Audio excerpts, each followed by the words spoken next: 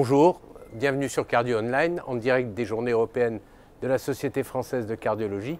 Je suis avec Éric Brochet de l'hôpital Bichat à Paris. Bonjour Éric. Bonjour Serge.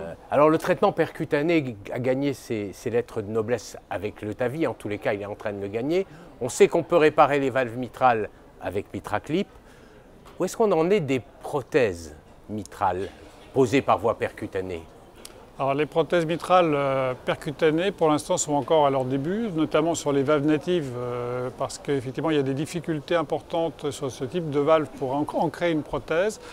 Par contre il y a actuellement des expériences qui commencent à devenir significatives sur les patients qui ont des prothèses valvulaires, des dysfonctions de bioprothèse ou des dysfonctions d'annuloplastie dans lesquelles on peut mettre une prothèse type TAVI.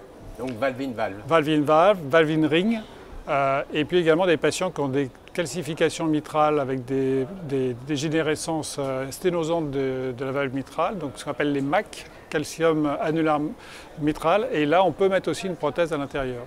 Et quels sont les résultats de ces premiers essais? Alors, les résultats, pour l'instant, on a surtout des registres, donc on sait que c'est faisable. Donc, pour les valve-in-valve, on a des bons résultats hémodynamiques et pour fonctionnels. Les valve-in-ring, c'est plus difficile et on a un peu plus d'obstruction intraventriculaire, donc il faut bien sélectionner les patients, notamment le type d'anneau, la taille du ventricule gauche et justement éliminer les patients qui ne sont pas des bons candidats. Et pour les MAC, c'est également aussi une sélection très importante des patients parce qu'ils ont des petits ventricules gauche, donc la taille de la prothèse est un problème également. En deux mots, quels sont les critères d'imagerie?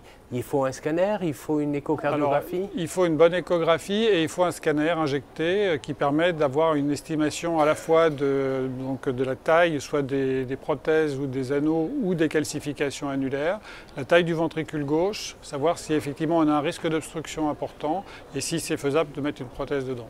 On est notamment avec Max sur des patients âgés avec des calcifications importantes. Est-ce qu'on peut envisager un TAVI et un remplacement valvulaire mitral chez le même patient? Absolument, et souvent d'ailleurs les patients qui ont des MAC ont un rétrécissement aortique qui a déjà été traité auparavant. On commence toujours par le TAVI en premier parce qu'effectivement c'est la sténose aortique qui prédomine et parfois on peut s'arrêter là, mais si effectivement il y a un obstacle significatif, il peut être effectivement envisageable de mettre une prothèse aussi dans la mitrale, ça a été fait également.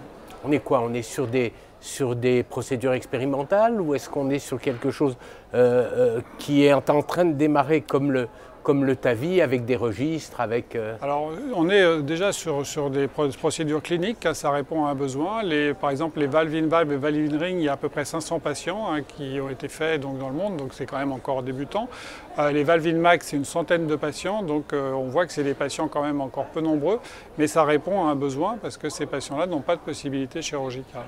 Oui, c'est fabuleux malgré tout, hein. On arrive maintenant à envisager un remplacement valvulaire ou traitement des problèmes, notamment avec les bioprothèses, par des traitements percutanés. Je crois que c'est un avenir et qu'on se reverra vraisemblablement dans peu de temps pour en reparler sur des séries plus importantes. En tous les cas, merci beaucoup. Merci.